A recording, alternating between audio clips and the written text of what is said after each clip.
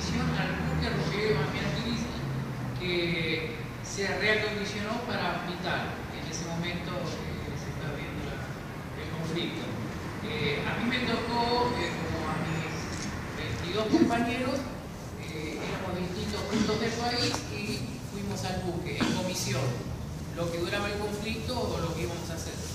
Cuando llegamos el 13 a la mañana, un día antes del 14 del cese de hostilidades, el conflicto.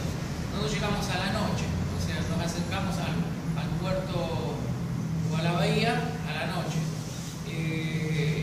donde nosotros estábamos en un buque y en Malvinas estaban combatiendo los compañeros. Esto era así. Cuando terminó el conflicto, o sea, terminó la batalla, era el rol de combate mío como de los compañeros de recibir a los heridos. O sea, terminó el conflicto y todos aquellos heridos lo trasladaban en helicóptero al buque. Y el buque lo que hacíamos era clasificarlo. Nosotros no, los médicos. Según lo que tenían el grado de herida o que tenían el soldado, los clasificaban. Si iban directamente al quirófano o iban a una curación y todo eso. O sea, el rol que yo hacía ahí en ese momento es venía al helicóptero con el herido, con otro compañero más, íbamos al helicóptero, nos bajamos la cabeza por la aspa del helicóptero, dice que hay que bajar, se trasladaba el herido hacia la camilla y la camilla hacíamos unos metros donde el médico veía más o menos y clasificaba, bueno, este herido para acá, este para allá, y se iba bajando, y después lo recibían los médicos. Ese fue mi rol del combate, ¿no? Fui auxiliar enfermero y después los que, bueno, a medida que iban subiendo los heridos, en el transcurso de la mañana, empezaron a venir el traslado, o sea, de Malvinas hacia el buque. El buque hizo 3 viajes. 3 contingentes de soldados, personal de cuadro, civiles, un poco de civiles, porque había marina mercante también. Bueno, subieron al buque y de ahí se llevó a Tierra del Fuego, dejaron algunos y algunos después volvimos acá a Puerto Belgrano, a Bahía Blanca. Ese fue mi rol de combate, auxiliar enfermero, lo que duró del 14 el traslado de los heridos. Ese fue el rol de combate mío en Malvinas. Soy sobreviviente de Fusil Regional Belgrano, voy a hablar poco porque me emociono mucho. Nosotros tuvimos 323 fallecidos en el hundimiento el 2 de mayo. A mí lo rescataron, no puedo. Bueno, yo pertenecía a la dotación de un destructor misilístico antiaéreo, Hércules. Yo era como primero en ese momento. Nosotros estuvimos hasta fines de abril acompañando al crucero Belgrano y después fuimos designados para un punto intermedio entre las islas y el continente para repeler el ataque. Estábamos en contacto permanente con los aviones de la Fuerza Aérea y la Fuerza Aeronaval y los buques que llevaban los trechos a las islas. Nosotros teníamos la misión cuando volvían cualquier avión de las islas, de los ataques o lo que fuere, teníamos la misión de repeler ataques porque los seguían patrullas inglesas. Así que, bueno, ahí esa fue mi destino en Malvinas, en el combate, en ese destructor. Gracias. Bueno, yo pertenecía al Regimiento 6 de Mercedes, provincia de Buenos Aires. Yo estaba de baja, había salido el mes de marzo y el 10 de abril me convocan de nuevo. Ingreso a la compañía de Infantería A, ya se tenemos el servicio de peluquería, después de noche nos trasladan a lo que es Palomar, del micro, de Palomar salimos el mismo día, nos llevaban a la madrugada, tipo 1 de la mañana a Palomar, estaba lloviendo ese día, a las 3 de la tarde nos llevan en un Boeing sentados en el piso a lo que es Río Gallegos. Llegamos a Río Gallegos 6 de la tarde. 6 de la tarde nos dicen que no hay lugar en la isla y a la hora aparece un Boeing 737 con asientos, tipo 7:30 de la tarde y llegamos a las 9 de la noche a Malvinas. La pista del aeropuerto de Malvinas es muy corta, entonces Entonces el avión baja en picada, no baja normal. Al ser corto la pista, es una fea sensación. Bajamos en el aeropuerto, la primera noche dormimos al costado de la pista, por la hora que llegamos. Desarmamos los bolsones porte equipo que tenían la bolsa de dormir. Después. Bolsa cama. ¿Al aire libre? Al aire libre, sí. Pero recién llegado estaba. No teníamos tiempo a armar la carpa. El clima de la isla es lluvia permanente, casi todo. En los 74 días que operó el combate, creo que 2 veces vimos el sol.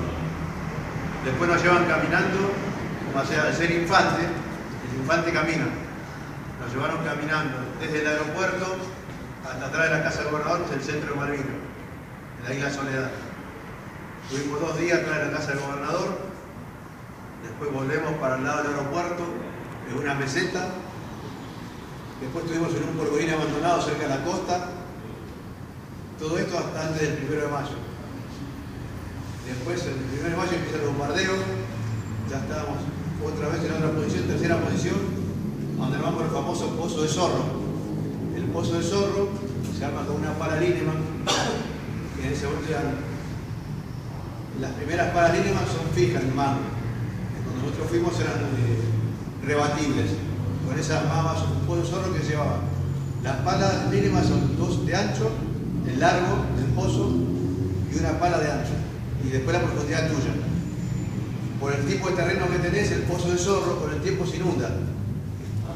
Y eso pasa a ser una trinchera después. Ya pasa a ser Pozo de Zorro. En los Pozos de Zorro estábamos de a 2 soldados.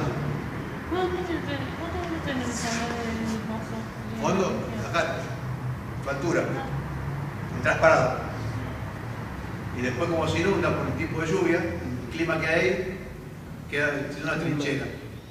Después del 1 de mayo que empiezan los bombardeos, hasta antes de que empiecen los bombardeos, la posición que estábamos, nos llevaron una vez a bañarnos al pueblo. Imagínate que la comida la repartieron hasta el 1 de mayo, que salían las cocinas de campaña. Después las cocinas de campaña no salen más por los bombardeos. Nosotros teníamos que juntar comida al basural, a revolver la basura. ¿No le llegaba la comida? Porque acá es un movimiento muy grande de comida. La comida llegaba, pero mientras no había bombardeos, señora. Cuando comienzan los bombardeos aéreos y de los barcos, se suspende el recorrido que hacía la cocina de campaña. O sea que los mataban los británicos o morían de hambre. Exactamente. Íbamos a juntar comida al basural, o si no, de los buques que llegaban al pueblo, que traían por el gran encalladura y el estrecho que había para llegar al puerto era chico, cargaban la comida en transbordador. Cuando se caían las papas o cebollas, vos las juntabas cuando bajaba la marea. Aparte no se podía hacer fuego. Allá el tipo de terreno que hay, los kelper, la turba de allá, que le dicen, la recortan en panes y hacen pardas para que eso se seque y no sea como carbón. Nosotros, al tener los pies húmedos, muchos chicos volvieron enfermos acá con pies de trinchera, habrán escuchado ese nombre. Se congelan los pies. Algunos, ya lo último, desoíamos las órdenes que nos daban de no prender fuego. Vos querías paliar el frío. Entonces, durante el bombardeo, de noche, nosotros armamos las carpas. Y de día teníamos que desarmarlas para que no estuvieran en tu posición. Después caminaba, después llegaban a matar con gente que había Mercedes, la gente de lobo, y le matábamos la vaca lechera para matar la vaca y poder comer. Lo que pasa es que ahí, en ese momento, vos tenés distintos grupos de la compañía y ahí se ve, te das cuenta de lo que es la supervivencia. La gente no sabe lo que es la supervivencia. Cuando la supervivencia es tu grupo y el resto que está afuera no existe. Sos vos o tu grupo. Los que están afuera del grupo, los que le ayudaron a hacer la matanza de la vaca para poder comer, son los que son, digamos, un grupo, ¿no es cierto? Los que están afuera de ese grupo no los dejas entrar. Es muy feo tener que, después del conflicto, yo entré a trabajar en Entel con un compañero que estaba en otro grupo. Sentábamos a comer y dice, ¿vos te acordás que me negaste comida? Dice, por supuesto, eras vos, era yo.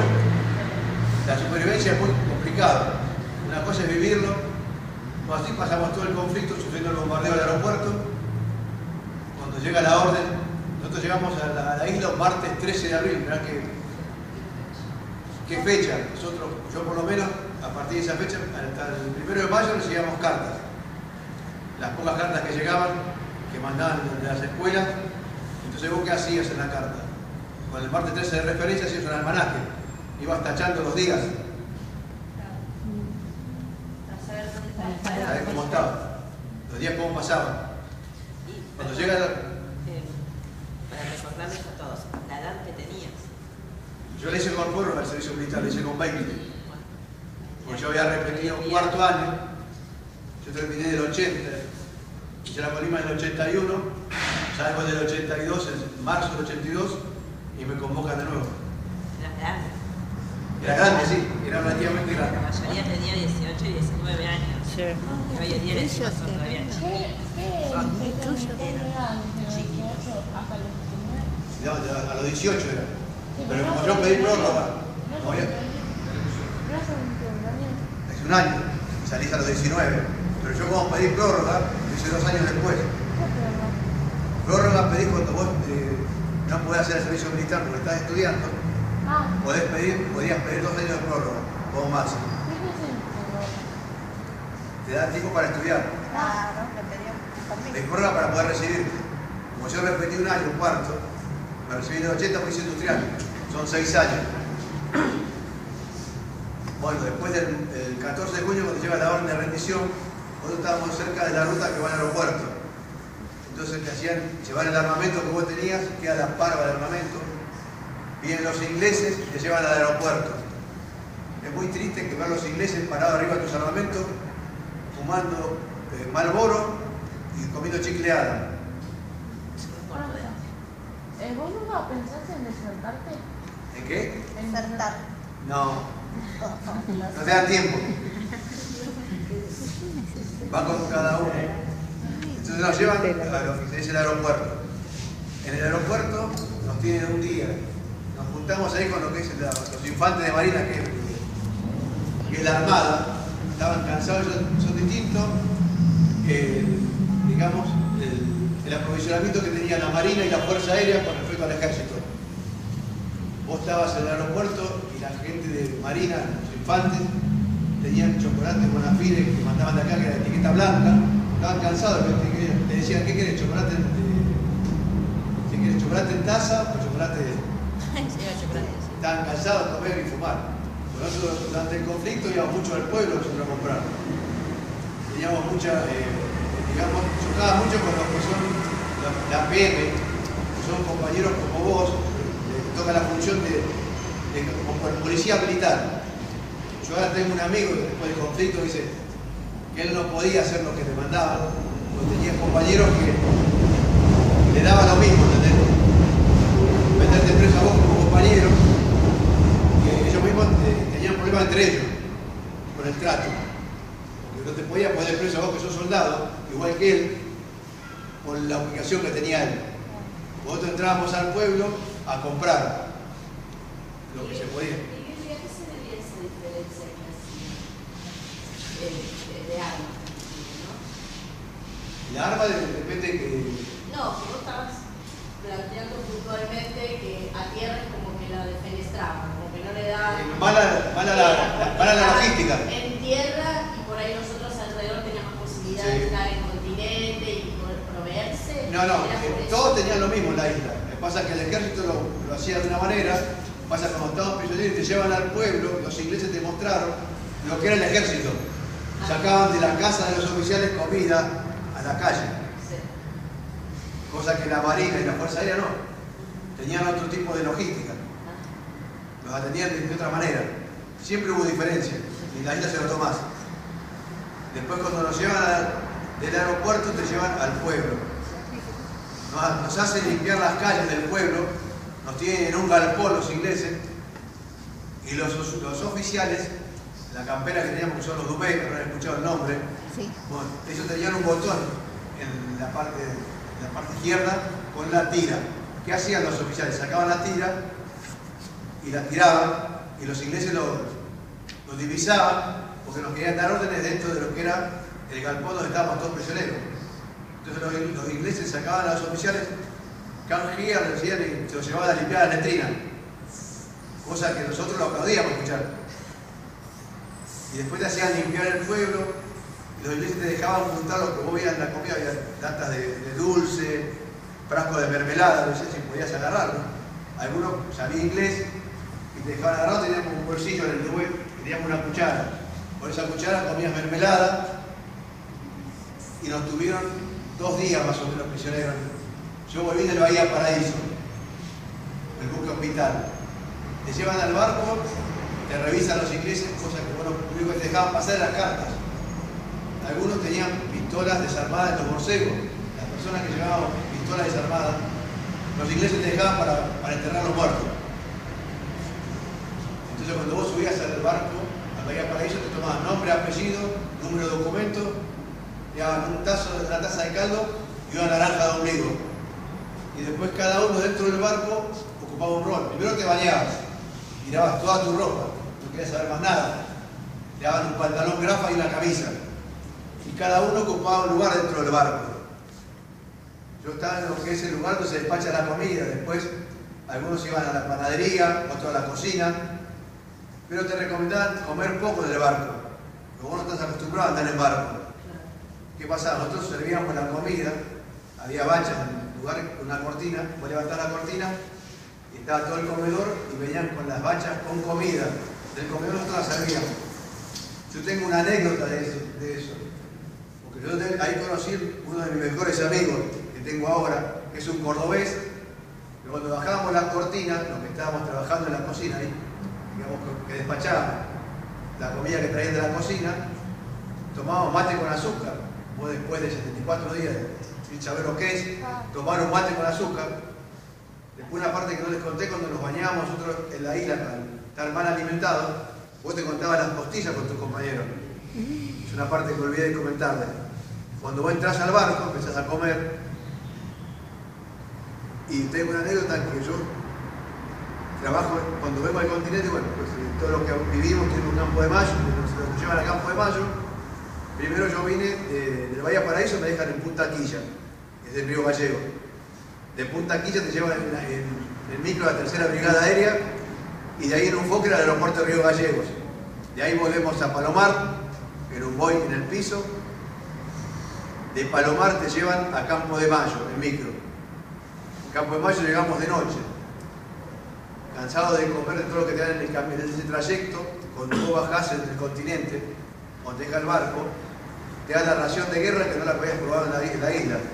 Entonces vos comés, seguís comiendo, muchos llevamos el compuesto del hígado de Campo de Mayo. Entonces te daban la famosa pastilla blanca, cura todo. Bueno, después ahí yo encuentro un soldado que era vecino mío. Me ve que yo digo, anda a avisar a casa que estoy bien. Va a mi casa, imagínate, cae a la madrugada. Nosotros tuvimos un día y medio en Campo de Mayo, porque te tenían para engordar. Después te juntan lo que es la plaza de armas. Para que no te critiques, la familia no se estaba loca, que tenían 2 días para engordar. Para engordar.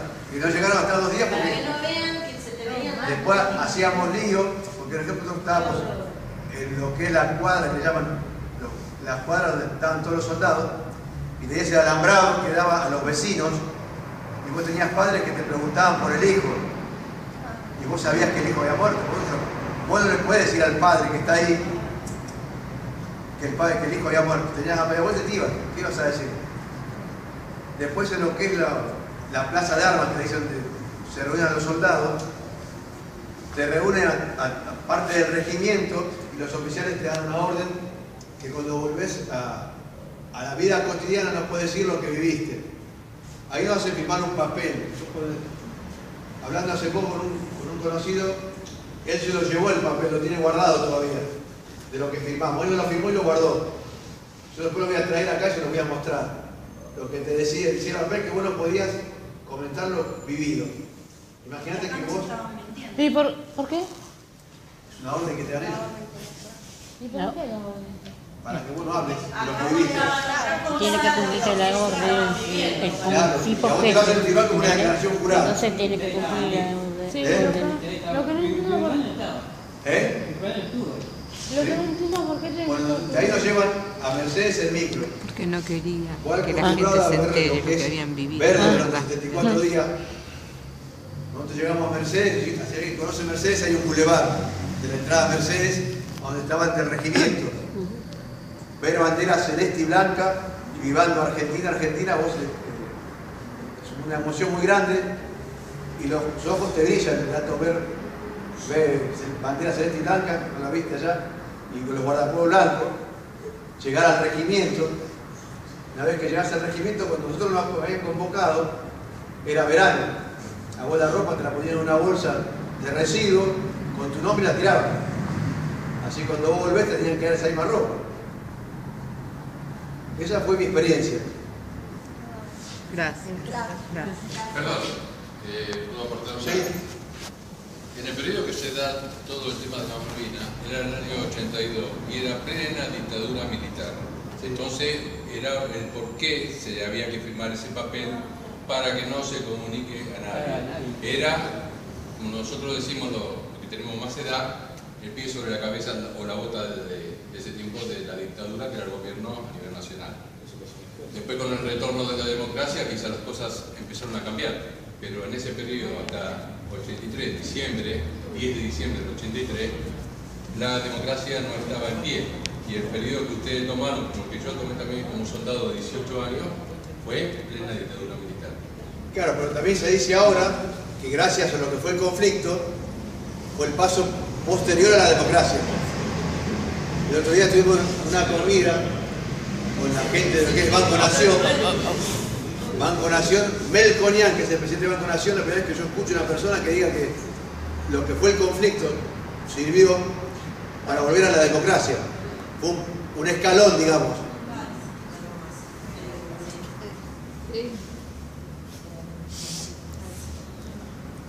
Bueno,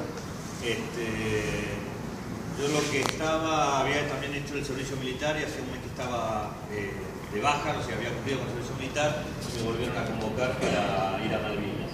Pertenecía a una compañía de comunicaciones radicada en Palermo, al lado del regimiento de Patricio, y de ahí nos llevan a Malvinas. La función de la compañía de comunicaciones era crear precisamente comunicación entre las distintas compañías y las bases de comando. En ese momento se dictaminó que lo más práctico para funcionar era mediante cableado, no es muy moderno, pero sí era más seguro porque las transmisiones aéreas podrían ser captadas por los ingleses. Entonces lo más práctico era hacer un cableado de una compañía a otra o de una compañía al centro de comando. Lo que pasaba era que durante la noche, ya sea los ingleses o los animales, cortaban las líneas de comunicación, entonces había que recorrer nuevamente de compañía a compañía siempre que no había comunicación porque en algún lado ese cable estaba cortado o en desperfecto. Todo lo que fue el armamento y todo lo que fue lo que se llevó a Malvinas realmente tenía más de 3 décadas, o sea, era todo armamento viejo.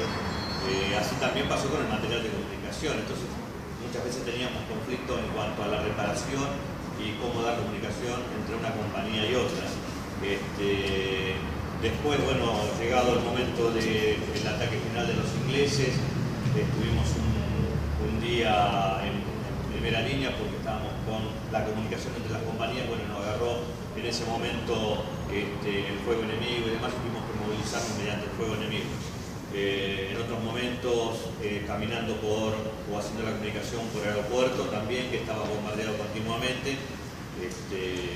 Al dar la voz de alarma uno tenía que entrar encubierto y bueno, era suerte de verdad donde te refugiabas si te caía una bomba o no, pero en líneas generales eso le pasó prácticamente a todas las compañías, ¿no? El tema de bombardeo era suerte de verdad, uno lo único que tenía era un refugio, ya sea una casa, una trinchera atrás de una piedra o donde pudiera, y la bomba caía donde la tiraban. O sea, si la tiraban bien, a lo mejor rompía el aeropuerto, como si la tiraban mal caía alrededor, y alrededor de todas las instalaciones en Malvinas siempre había compañías de Argentina. Así que eso fue siempre la suerte o verdad en la parte de los bombardeos. Bueno, después prácticamente las experiencias que han vivido casi todos los compañeros fue la misma, ¿no? La parte de alimentos, la parte de cansancio, órdenes, o trato con respecto a los que fueron los militares en ese momento. Algunos la habrán pasado un poquito mejor o un poquito peor, pero en líneas generales el trato que recibimos en las islas fue el mismo trato que recibía un soldado acá en Continente cuando hacía el servicio militar. Durante muchos años siempre fue el mismo trato por parte de lo que fue los militares. Sí hay diferencia en el trato en cuanto a las distintas líneas, como marcaba acá. El ejército es una cosa, la marina es otra, ¿sí? Se tratan diferente, pero bueno, convengamos que a nuestro criterio el trato militar hacia un civil siempre fue diferente, ¿no? No muy considerado en cuanto a cómo se hacían las cosas y quién daba las órdenes estaba muy bien marcado. Así que bueno.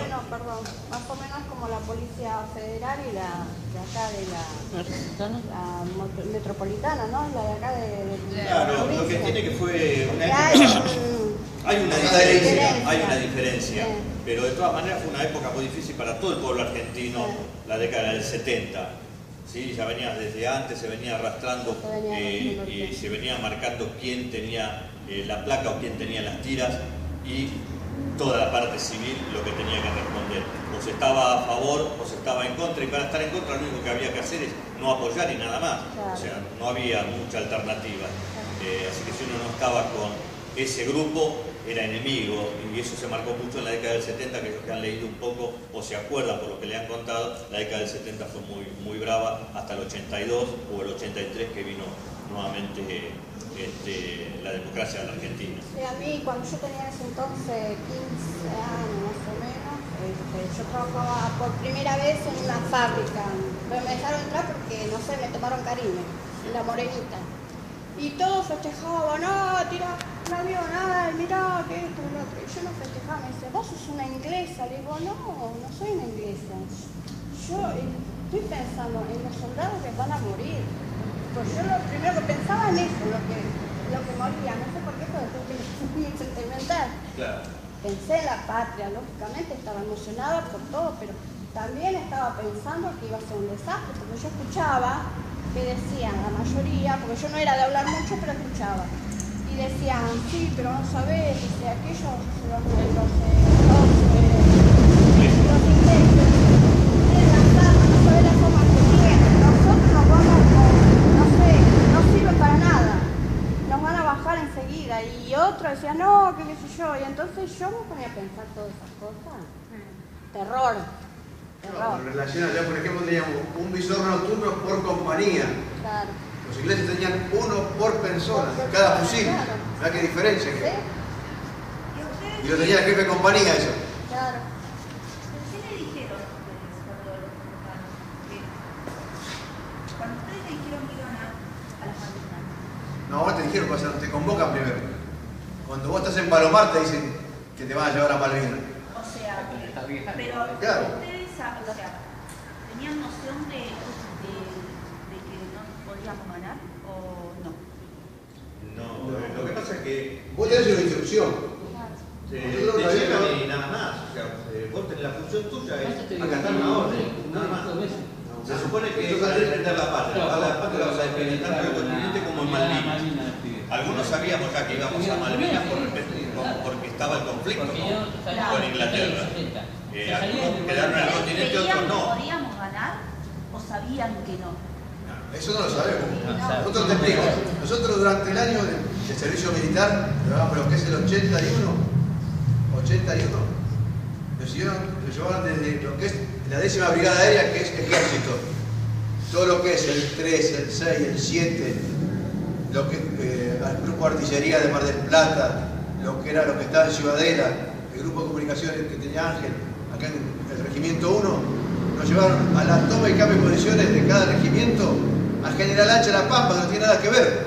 El clima que tenés de frío en Malvinas y lluvia permanente a lo que es General Hacha La Pampa, que es un desierto. No tiene nada que ver. Esa es la única práctica que teníamos. Que a vos te hacían llevar caramelos ácidos. No tenían nada más pálida idea de... Pero vos te dicen, claro. Que a vos te convocan, vos estás de baja en tu casa. Te llega la convocatoria, tenés que ir. Si yo soy desertor, como decía acá. Pero se supone que un año antes se llevaron a La Pampa para ministra, por decirlo de alguna manera, ya ellos tenían planificado entrar en un combate. Sí, claro, pero a vos no te lo van a decir. No, a vos no te lo van a decir, pero me refiero a que estoy hablando un año antes que te llevaron a instruirte. Ustedes tenían la noción de que ellos estaban mucho más preparados que ustedes. ¿Cómo? A eso voy. Si ustedes tenían la noción de que ellos estaban mucho más preparados en todo sentido, que tenían mejores armas y todo. Por eso, ustedes tenían El armamento bueno nuestro quedó acá. A vos te mandaron con el armamento como estoy con compañeros. Claro, de todas maneras, En el año 82, en el año 82, previo a Malvinas, unos meses antes, no me firme, no me cabe. Bueno, pará, estoy filmando, tampoco digas eso porque queda... Estuvimos a punto de entrar en guerra con Chile. En el canal de Beni había tropas regulares.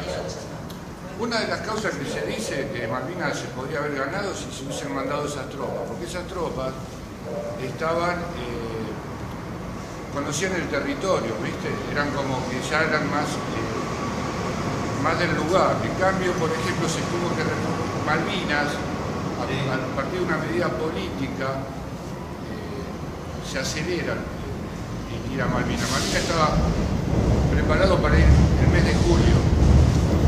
Y Galtieri, por una cuestión política de las presiones populares que había acá, adelantó la guerra. Y entonces se vio necesitado de traer tropas, por ejemplo, que no estaban acostumbradas al territorio, como el de Corrientes. Los compañeros de Corrientes que trajeron para acá. Y eso fue en el 63, era recién incorporado. Nos mandaban a muertos, chicos. Entonces, ¿entendés el contexto que le quiero dar? Que una de las razones, digamos, por las que se puede haber perdido Malvinas fue por esa también, porque las tropas no estaban preparadas para el territorio. Dicho por lo mismo se pasó gente de clima cálido a puede tener muchas opiniones, pero dicho por los mismos ingleses, si el armamento que nosotros hubiésemos tenido hubiese funcionado, ¿sí? También. También. Ellos no ganaban la guerra. Y aparte la ropa que tenían, la cantidad de bombas, la cantidad de que no explotaron, los buques que recibieron ellos, el auxilio de Estados Unidos por combustible y alimento. Eso que hay muchas cosas que se convocan y que se saben mucho tiempo después. ¿Sí? ¿Quién trabajó para Inglaterra y quién no? Sí. De todas maneras, a Inglaterra no le podemos. Perdona. Sí. De todas maneras, así como estaba la guerra, si los oficiales, los jefes que estaban en Malvinas hubiesen aguantado 2 días más y los ingleses vendieron.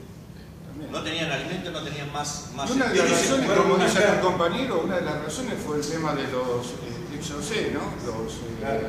Bueno, que no la explotaron, porque la Armada en ese sentido, porque las Malvinas, sí o sí, se iba a ir a Malvinas, sí o sí. Si no era justamente lo que decía él ahí, Galtieri tomó una decisión política y se adelanta, pero sí o sí se iban a tomar Malvinas. Justamente la Armada había hecho una compra de barcos alemanes, de 6 submarinos, 6 destructores y 6 corbetas, 25 superhéteros. Pero bueno, no llegaron al país porque se adelantó todo. Había 5 nada más, 5 aviones y 5 misiles. Digo porque por un par de detalles podíamos haber recuperado Malvinas, ¿no? Detalles. En otra consecuencia también habla la historia. En el año 1833, cuando se recuperó Argentina, recuperó las Islas Malvinas, se cumplían los 150 años. Que era un poco la excusa, algo que se decía en esa época, que no se debía dejar vencer los 150 años. Si no, de forma automática perdías. Exactamente, no podías reclamar más en el plano internacional, que todavía se siguen reclamando, para evitar otra consecuencia de lo que ustedes, afortunados gracias que volvieron al país, nuestros veteranos, no ocurrió. Pero versiones hay muchas. Sí. Y uno no la sabe. También otra versión era de que el jefe de los ingleses estaba a punto de rendirse y que por la mañana, el general Menéndez, dio la rendición y que por la tarde se iban a rendir los ingleses, cosa que los argentinos indudablemente no sabían, pero son todas versiones. Dios sabrá solamente si es verdad o no es verdad. Es parte de conversaciones que uno escucha o posibilidades que se dieron. El comandante de los ingleses escribió un libro y ahí lo menciona. Yo en algún momento lo había escuchado y se decían esto, pero por eso digo, quedaban en versiones. Y volviendo un poquito al tema atrás, tanto los compañeros como quien les habla, que fuimos soldados de 18 años, en el tema de las órdenes nos decían a nosotros una frase muy trillada, muy conocida entre nosotros: las órdenes se cumplen, no se discuten, para referencia a lo que ellas hacían consecuencia. Y no era un tema de planificación. Nosotros éramos soldados y si teníamos que moverlo a cualquier lado, nos movían, no nos pedían permiso. ¿Por qué? Porque era una dictadura. Hasta el año 83 fue todo dictadura y los militares hacían lo que querían y nosotros, soldados, teníamos que ir a todos lados. Y existe esa frase de desertor, que hoy no la escuchamos porque el servicio militar no hay, y te buscaban en cualquier lugar y donde te encontraban que vos no fuiste a cumplir con el servicio militar obligatorio, te agarraban de la oreja y te metían, y quizás en el cumplimiento no de un año sino de 2 años. Si pertenecías a fuerzas de marina, quizás el cumplimiento del servicio obligatorio, que era de 1 año, era de 2. Así que bueno, disculpen la intromisión, pero te ponían preso. Sí, por eso quizás las chicas, los docentes, todos no tienen conocimiento, porque indudablemente las que hacíamos los servicios militares éramos los varones y las chicas no. Hoy las Fuerzas Armadas están en composición tanto del hombre como de la mujer, ¿no? Es una equiparación, pero en esa época no había solamente ninguna mujer. Hoy la mujer está integrada en las diferentes Fuerzas Armadas. Muchas gracias por todo. Disculpen las intervenciones, pero un poco dentro de la charla, ¿no? Una pregunta, estos documentos y libros, porque sigue saliendo información, ¿no? ¿Hay posibilidad de rastrearlo con la web, con internet? Sí, por internet se puede rastrear la documentación. Me decía el compañero que hay libros. Tanto de iglesia como